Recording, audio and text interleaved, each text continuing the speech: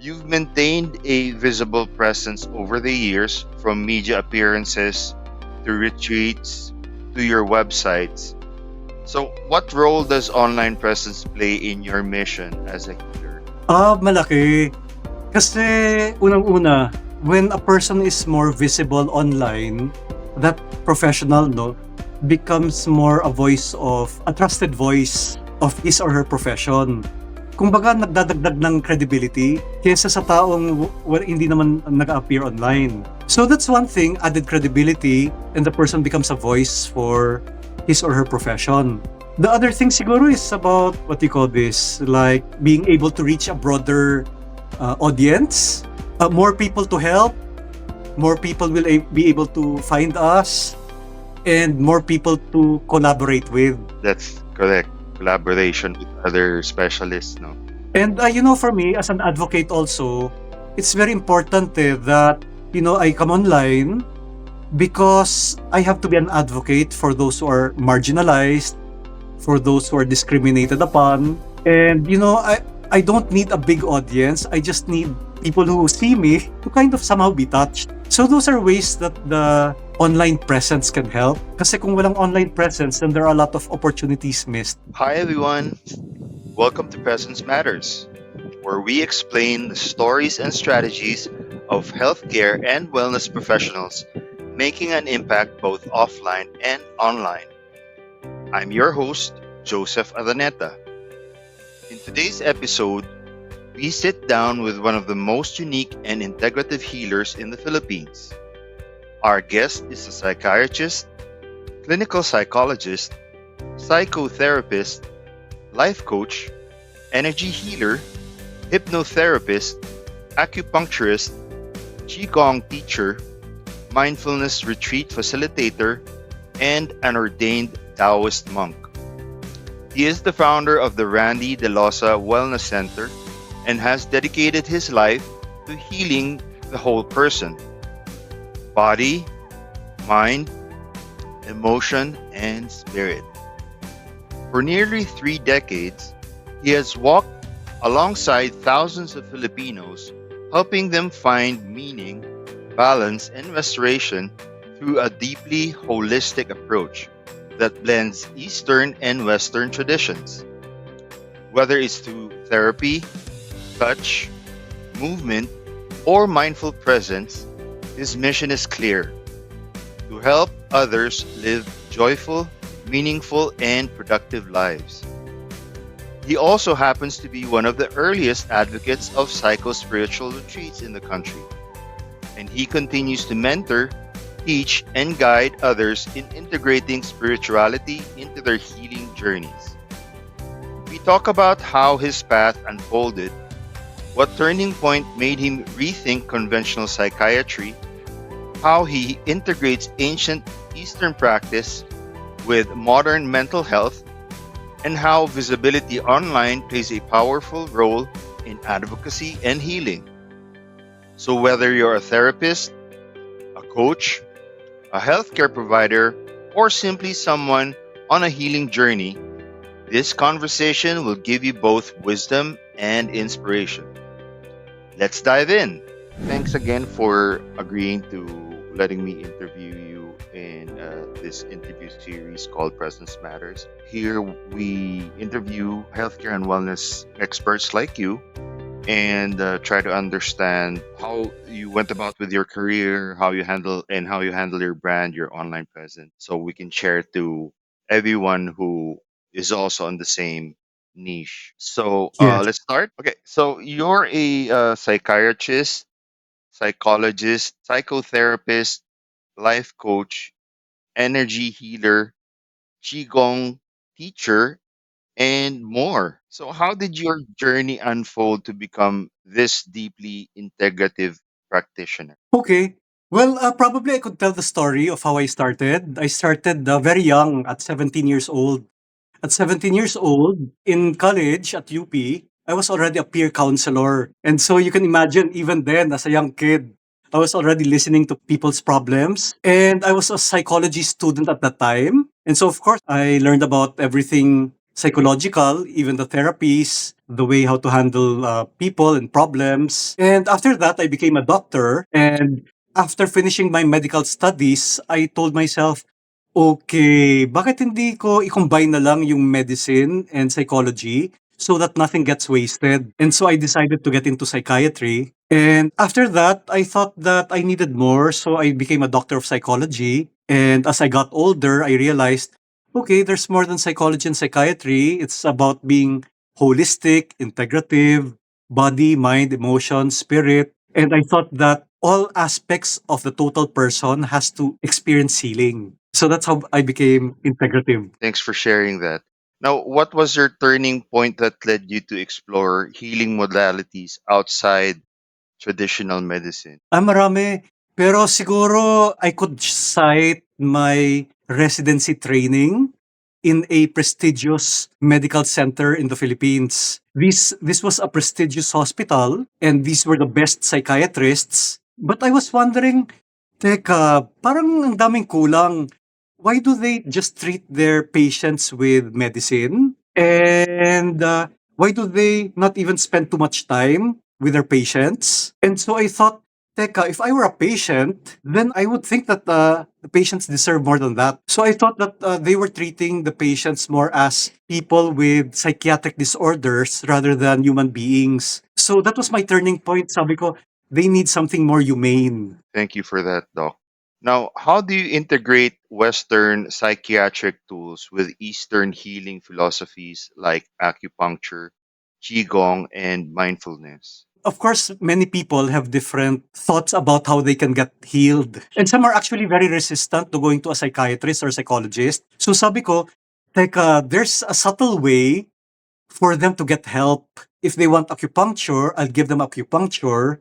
Pero at the same time, I'll be giving them psychotherapy while inserting the needles into them. I'm a massage therapist. So while I'm massaging them, baka naman I can already talk to them, you know? Not only a physical release, but Right. also a mental thing. Mental thing, yeah. Right. Psychological therapy, yeah. And even in terms of the spirit, there's a lot of spiritual addiction.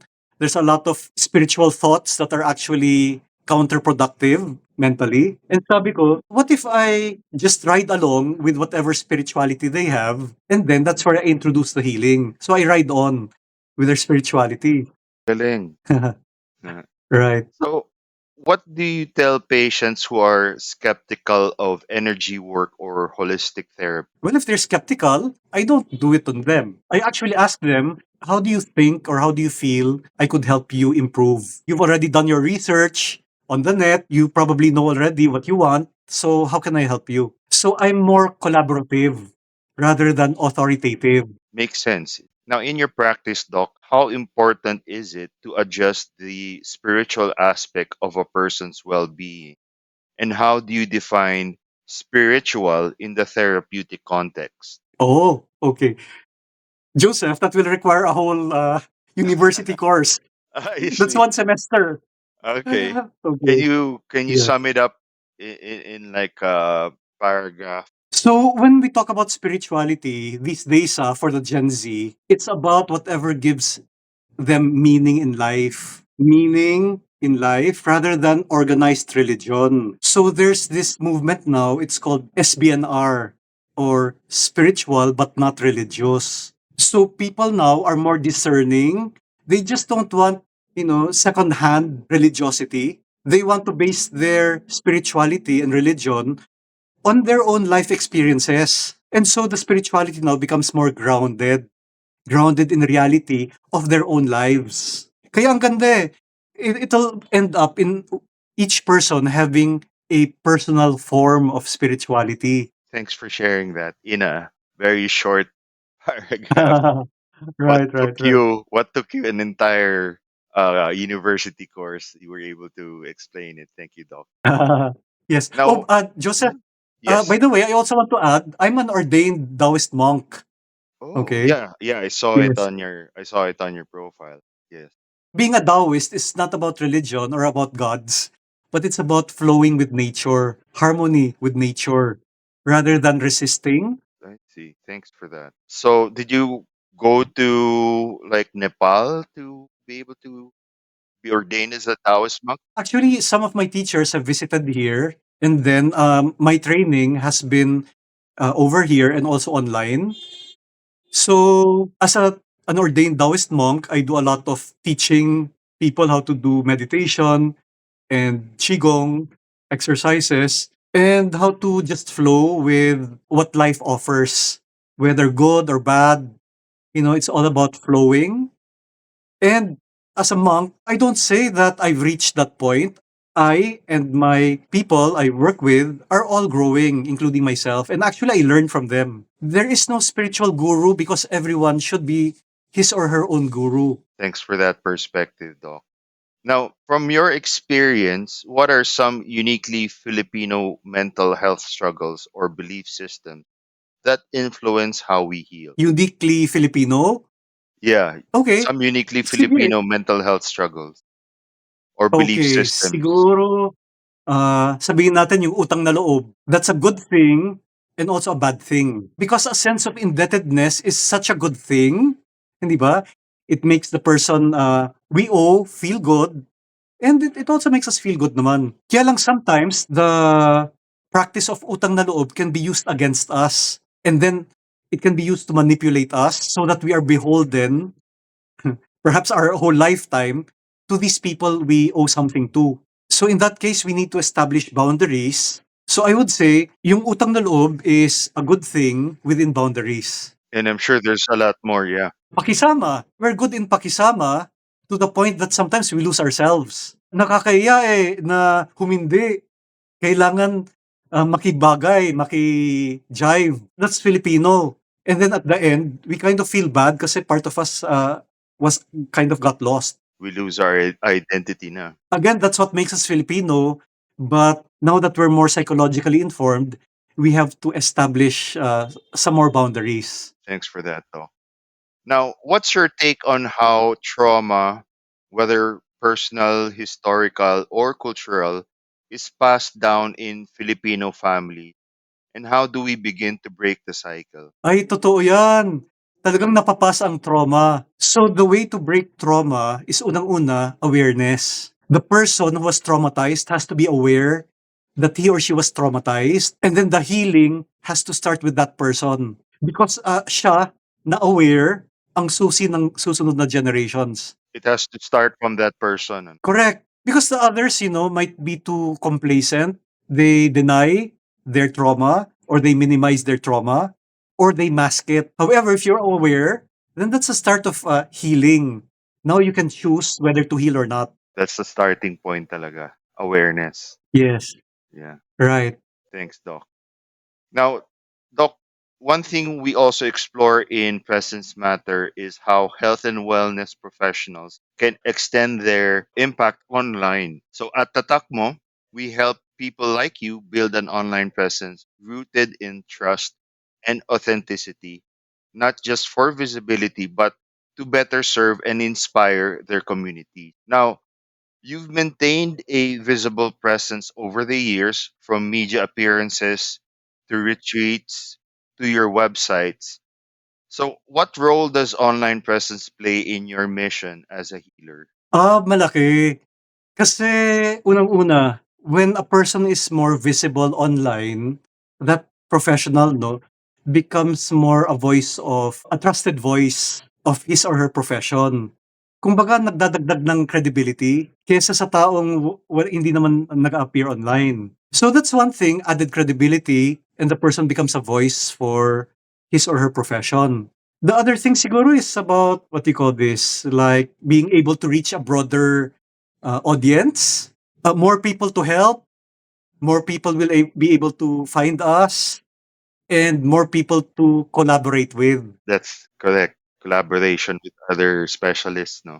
And for me as an advocate also, it's very important that I come online because I have to be an advocate for those who are marginalized, for those who are discriminated upon. And I don't need a big audience. I just need people who see me to kind of somehow be touched. So those are ways that the online presence can help. Kasi kung walang online presence, then there are a lot of opportunities missed. And a lot of people talaga are on the digital platforms na using devices that can easily get information, right? The radio and television now is slowly dying. I mean, it's Right, on the right, brink, right. so it's Yes. easier to get. Hindi ba Yes, Joseph, hindi ba dati merong traditional, psychology, indigenous psychology?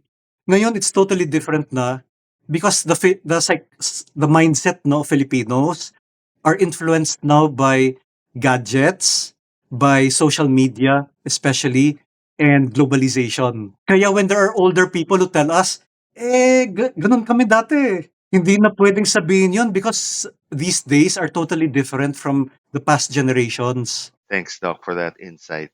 Now, what advice would you give to wellness professionals who are hesitant about being visible or marketing themselves online? Well, unang-una, they have to be aware of the value of online visibility. Kasi baka they still don't know, how important that is. And once they know about it, then they might be curious about how they can incorporate it sa practice nila. So, awareness of the importance of online visibility. Pangalawa siguro is starting small. Kasi it can be intimidating even for me. What can I do to start? So it's important to make small goals and then broaden them later on. And lastly, Joseph, this is where you come in. Needing support from professionals like you. And this is where you, especially Tatak mo, is very helpful. Kasi where to start, di ba? Where to start? We need to collaborate with people like you. Yes, yes. And the important thing there is you get to focus on your work, and the experts get to help you with achieving your goals online. That's why I really believe that Tatak mo is a boost for anyone and everyone's healthcare practice. Thanks, It's Doc. true. Thanks. Yes. That's what I that's believe what in we're your work really and advocacy. thank you, Doc. That's what we're really trying to achieve here in Tatak.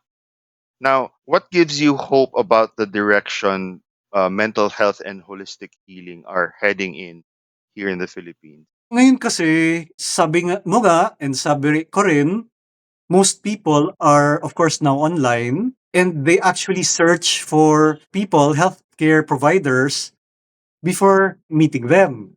'Di ba? They research, they canvas, they compare. You know, it's something like a dating app You swipe left, you swipe right.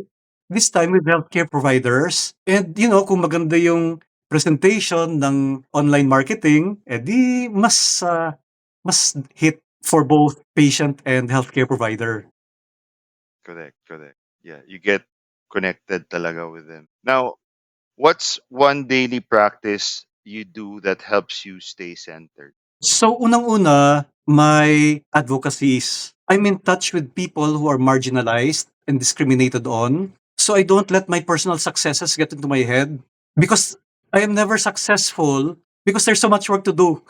After I do something good, there's more to do. There's more people to help. LGBT, people who are abused, raped, people who are divorced but are trapped. How about children of mga prisoners or prisoners themselves?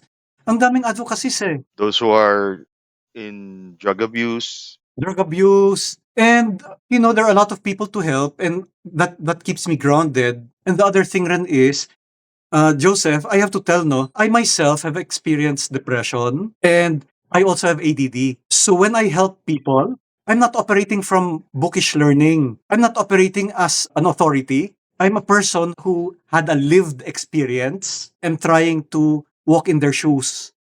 So you're empathizing with them.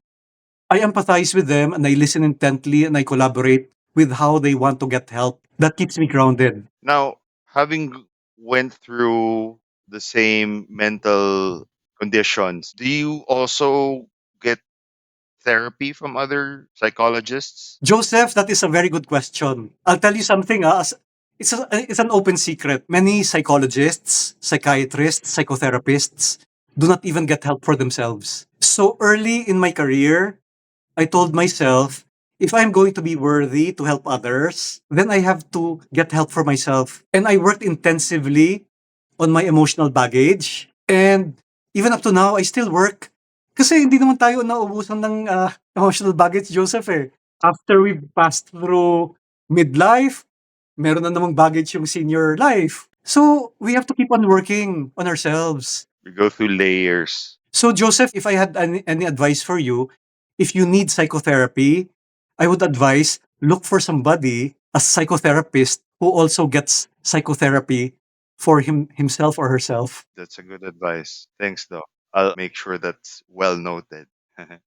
So, thank you very much, Doc, for your time. Before we leave, no, where can people connect with you or learn more about your retreats and services? I'm online because I have some degree of presence online. So, yeah, perhaps you can just visit my existing websites. It's randydeliosa.org and randydeliosa.com. And I will be glad to help you. You're not very much on LinkedIn, but I'm glad I was able to connect with you there and get communicated in Viber. So at least Right. you're still present in your social media. So Yes. again, And hmm yes, yeah. Doc. And Joseph, one more thing, no? I don't see kasi what you do merely as work, Yeah, pero also as advocacy. Kasi thank you, you're Doc. in the healthcare profession rin eh, you Mm, know, and you're helping people in healthcare and wellness. And, people might think of it as work lang, pero really it is an advocacy kasi the help you give us is making us reach a lot of patients and communities that need healthcare services. So thank thank you. you very much also, Joseph and You're Tatak welcome, no. Doc. Thank you, Doc. And of course, what we want to do also is make your clients or your patients make sure that they are well informed about what you do. So it's Yes. help for healthcare and wellness professionals and for people who make use of your service. So Yes, thank you.